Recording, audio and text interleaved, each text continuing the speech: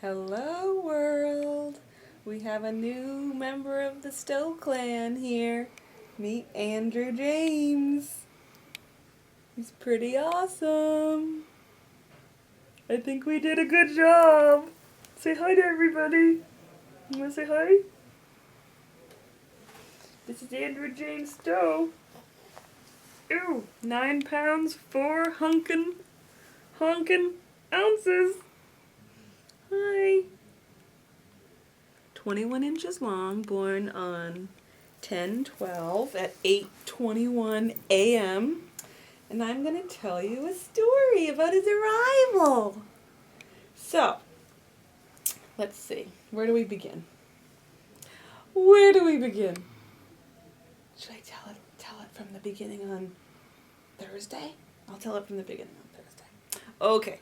So on Thursday, which was 10/10, I had my membrane stripped with Dr. Simmons in the office at Wellesley Women's Care. And I said to her, yeah, go ahead, do it. It doesn't work anyway. Had it done 3 times or 2 times before. She said she loves a challenge. And she was very determined to do the right thing. So she did. Came home and, had some slight bleeding and things going on. And then on Friday, I went to work. I woke up feeling awful. I had a headache.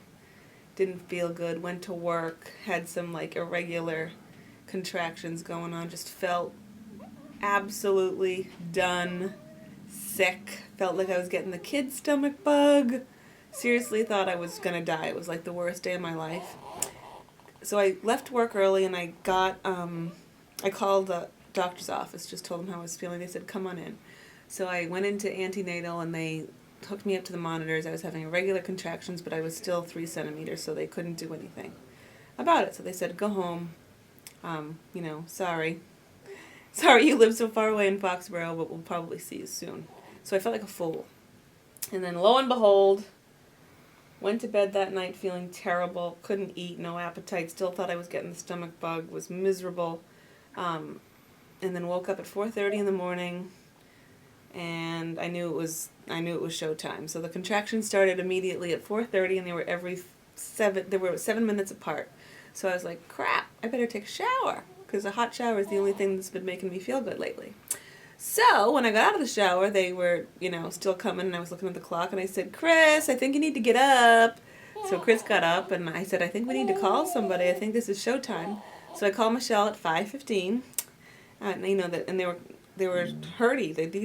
These contractions were making me moan and groan. Chris thought I was going to wake up the kids, and I was bent over and hanging on the counter and things in the bathroom. So Michelle made it by 5:30. We got to the hospital by 6. Chris drove super fast, and it was dark out, and there was no traffic, and I was in the Traverse, and I was seriously scared because they were now 4 to 5 minutes apart by the time we got to the hospital. And I was moaning and groaning in my feet. I was oh, I'm going to have the baby in the car. This is not going to be good. I was praying and praying that I was going to have time for my epidural. So Chris drops me off at the emergency door. I run in. I get in a wheelchair. I sign a couple places, dot my I's, cross my T's. Sent us right upstairs to delivery. So we got into our delivery room at 6:15 and they admitted us in there. And 6:30 I got my IV by my amazing nurse, who did a fantastic IV find, because they always have problems with that and me, with my problematic veins. 6:45, my epidural is already on its way in. I'm getting my IV, and I think it was 6:45, Chris, right? Check here. I have my notes. Epidural, 6:44 a.m. And then I got checked at 6:50, and I was 6 to 7 centimeters, and I had my bulging membrane, so they had to be super careful not to break my water.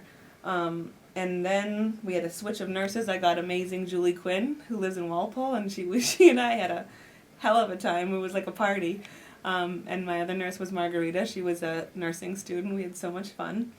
And once my IV was in, I think his name was Dr. Byrne, Dr. Kyle Byrne, and I told him how amazing he was because the minute that sucker was in place, I mean, that was epidural 644. So it was like effective immediately. I felt like $1,000,000. Dr. Simmons was like, okay, do you want to rest? And I said, yeah, I'd love to rest just because I feel so good now. I couldn't feel a thing. Tingly toes, legs gone, absolutely wonderful. So Dr. Simmons said, well, let me know when you want me to break your water. And I said, well, what does that mean? I said, when we break my water, the kid's coming, right? And she's like, yeah. So then she was kind of sick. She had a cold and she was tired, and she had been here all night delivering 70,000 babies probably. So Dr. McKinnon came on and we switched. She's like, I want someone fresh and with it to deliver. So she went home, and that was totally fine. And Dr. McKinnon delivered this guy. Let's see. After that,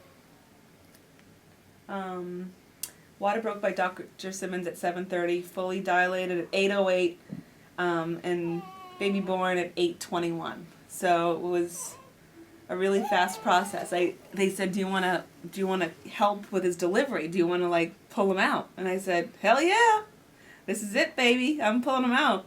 So I mean, I pushed 3 times. I just looked at my big fat belly. I saw it bulging, and they kept saying, he's moving down. He's right there. We can see the head. And they said, feel his head. And I felt his head, and I gave one last push, and out he slid, and I saw his head, and well, I didn't know it was a him, but I saw a baby, and I saw cord once again taken around the neck because it was wrapped, and she turned him around, and I picked him up from the shoulders, and gosh, and he slid right up on me, and he's awesome. It was the best moment of my life, being able to do that.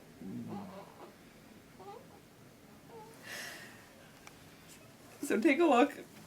When I ever saw a penis, I was like, crap, it's a boy! I've got three boys! I'm a mom of 4! So here he is. And he's awesome. He's so perfect. Right? So we're having date night here at Newton Wellesley. And our pizza is coming. So, just wanted to share the story and have you all meet him. We're probably going to call him Drew, and we just absolutely love him. Andrew or Drew, whichever. Right, bud? Say bye.